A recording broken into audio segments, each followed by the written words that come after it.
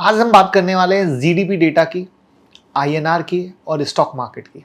एक तरफ GDP data आया है 7.8%, शानदार ग्रोथ। दूसरी तरफ रुपया अपने इतिहास के सबसे लोएस्ट लेवल 88 पर आ गया, यानी गिर गया ना। तो सबसे बड़ा सवाल यह है कि जीडीपी की ये तेज रफ्तार स्टॉक मार्केट को ऊपर ले जाएगी या रुपए की ये कमजोरी सारा खेल खराब कर देगी। तो हम इन्वेस्टर को क्या करना चाहिए? तो आज की वीडियो में हम मैक्रो माइक्रो सारे फैक्टर को विस्तार से समझेंगे और इसी रुपए के फैक्टर में पोल खुलेगी कि एफआईआई लगातार क्यों बेच रहे हैं। क्या उन्हें आइडिया हो गया था कि रुपया इतना कमजोर होगा?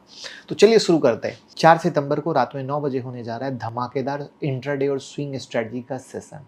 लिंक डिस्क्रिप्शन और कमेंट में पिन है, जरूर ज्वाइन कीजिए। 1999 का कोर्स सिर्फ 49 रुपीज़ में है।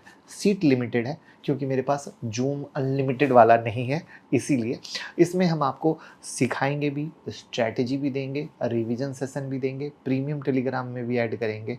आप इस क्लास की वीडियो को बार बार आगे भी देख सकते हैं। तो मतलब सिर्फ 49 रुपीज़ में अनलिमिटेड फैसिलिटी, जिससे सीखने के बाद अगले दिन से ही आप अप्लाई भी कर सकते हो। ये नहीं कि सीखा और 3 महीने के बाद। आज सीखा, कल से मार्केट में अप्लाई करो और सही तरीके से एग्जीक्यूट करके आप सक्सेस के रास्ते पर आगे बढ़ो। जल्दी से ज्वाइन कीजिए। तो देखिए, भारत सरकार ने Q1 फाइनेंशियल ईयर 2026 का जीडीपी डेटा ला दिया, जारी कर दिया। रियल जीडीपी 7.8%, नॉमिनल जीडीपी 8.8% आ गई। अगर हम कहें कि ये पिछले 5 क्वार्टर की सबसे तेज ग्रोथ है तो इसमें भी कोई गलत बात नहीं, क्योंकि ये एक्चुअल ऐसा है। तो सवाल आता है कि ये ग्रोथ आई कहां से, और इस ग्रोथ को समझेंगे तो सेक्टर वाइज स्टॉक मार्केट में आप घुस पाएंगे। जैसे सर्विसेज 9.3%, मैन्युफैक्चरिंग 7.7%, कंस्ट्रक्शन 7.6%, वहीं पर प्राइवेट खर्चे 7%, सरकारी खर्च 9.7% और एग्रीकल्चर है सिर्फ 3.7%। इसका मतलब साफ है कि सर्विसेज, मैन्युफैक्चरिंग और कंस्ट्रक्शन ने जीडीपी को खींचा है, लेकिन एग्रीकल्चर क्या हुआ? पीछे रह गया। एग्रीकल्चर का जीडीपी पर बहुत बड़ा असर है, क्योंकि भारत की 60% आबादी अभी भी खेती से जुड़ी हुई है। अगर ग्रामीण मांग कमजोर रहती है तो एफएमसीजी, ऑटो, रूरल इंफ्रा कंपनियों पर असर होगा। लेकिन यहीं पर कहानी है, सरकार जीएसटी कटौती ला रही है।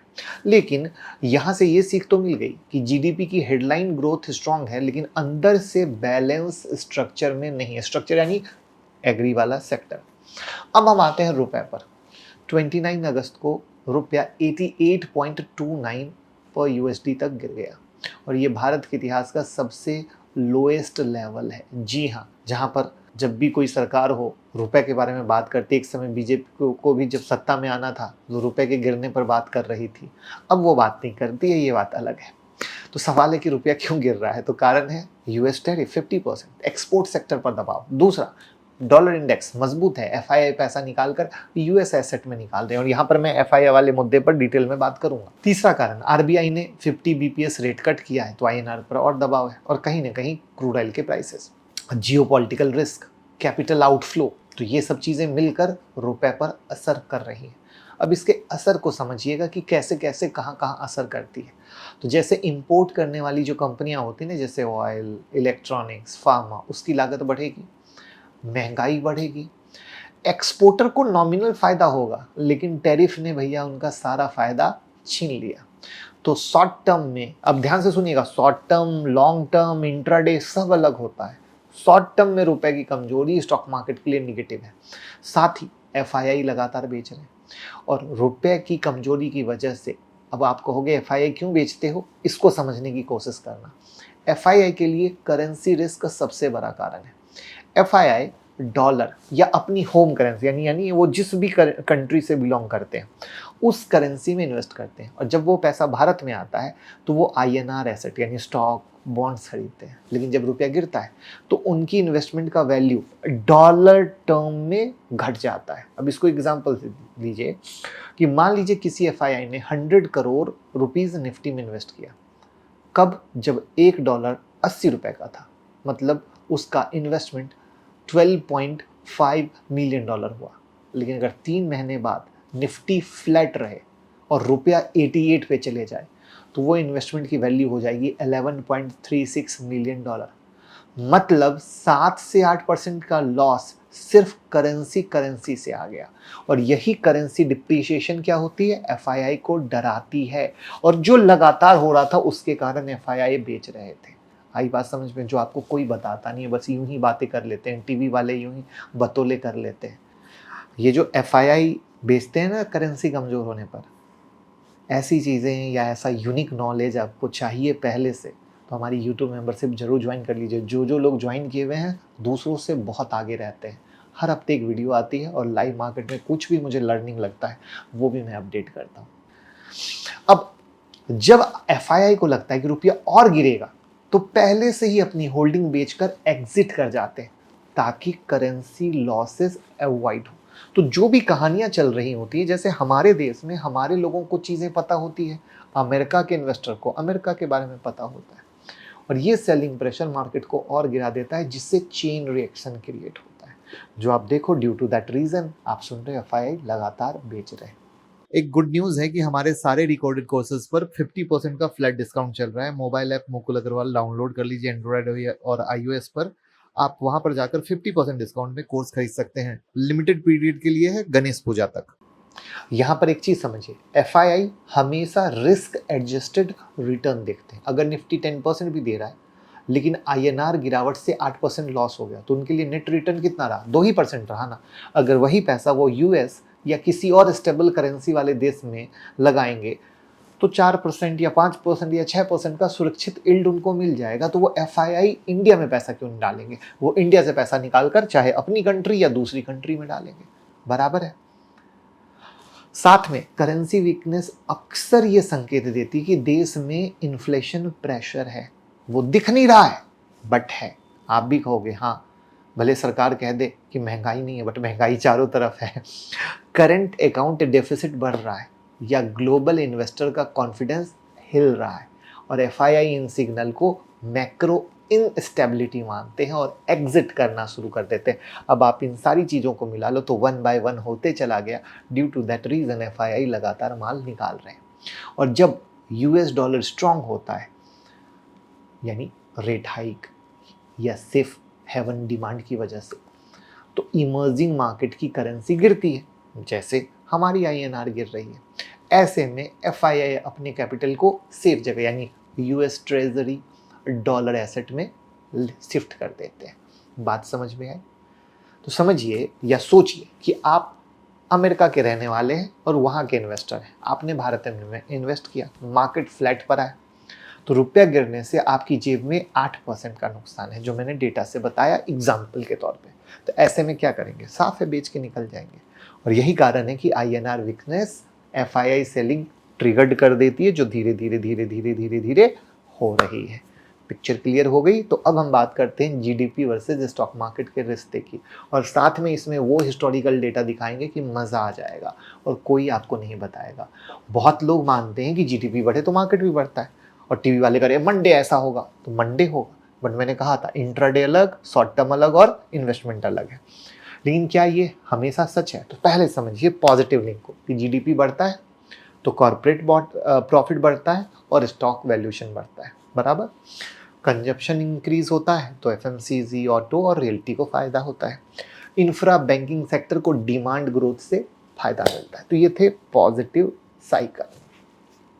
अब निगेटिव साइकिल करते हैं। जीडीपी बहुत तेजी से बढ़े ना तो इन्फ्लेशन बढ़ सकता है, और इन्फ्लेशन बढ़े तो आरबीआई इंटरेस्ट रेट बढ़ाता है।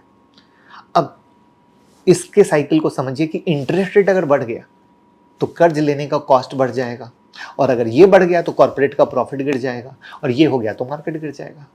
यानी जीडीपी और मार्केट का रिश्ता सीधा भी है और उल्टा भी है।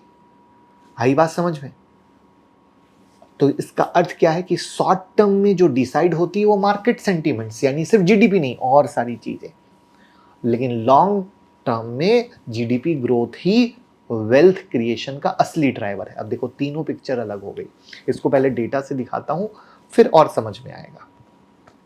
हिस्टोरिकल डेटा पकड़ लीजिए आप 2020 से 2024 तक का।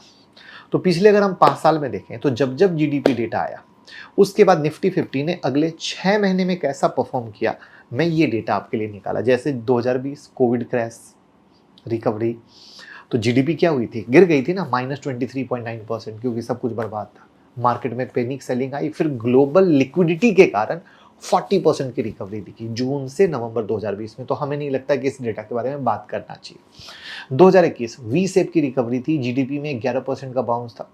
जनवरी से जून 2021 में 12% की रैली हुई। रीजन क्या था, वैक्सीनेशन और एफआईआई का पैसा खूब आया। 2022 में ग्रोथ स्ट्रांग थी, मार्केट फ्लैट था, जीडीपी 9.2% का ग्रोथ था।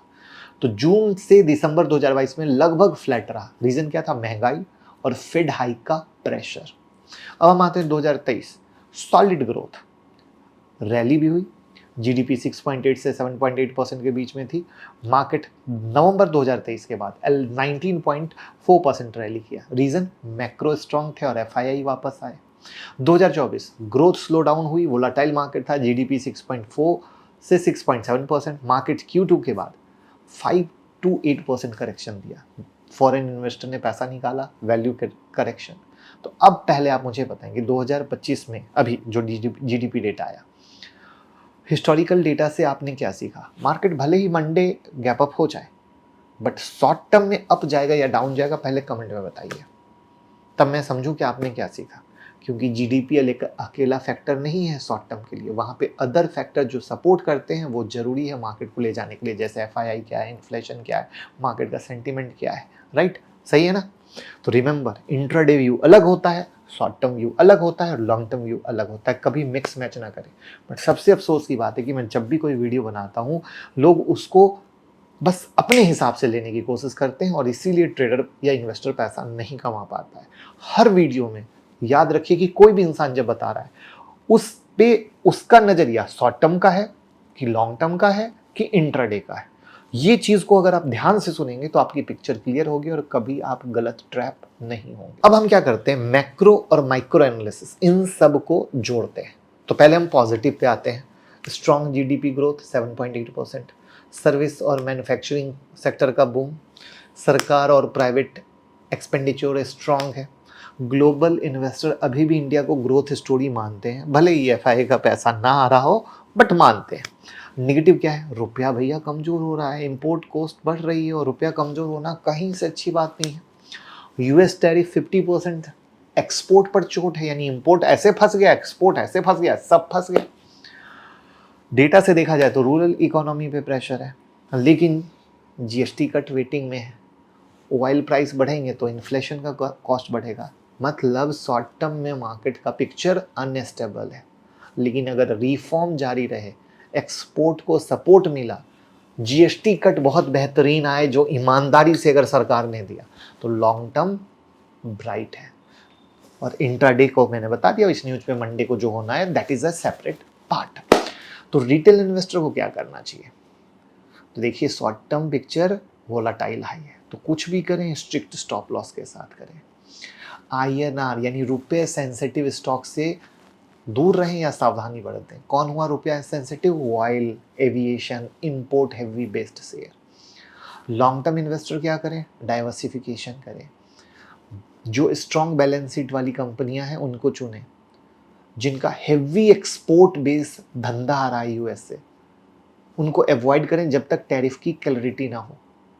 आप banking, IT, FMCG, consumption share पर फोकस करें due to GST. SIP investor panic ना करें, मार्केट गिरावट में एसआईपी का असली फायदा मिलता है।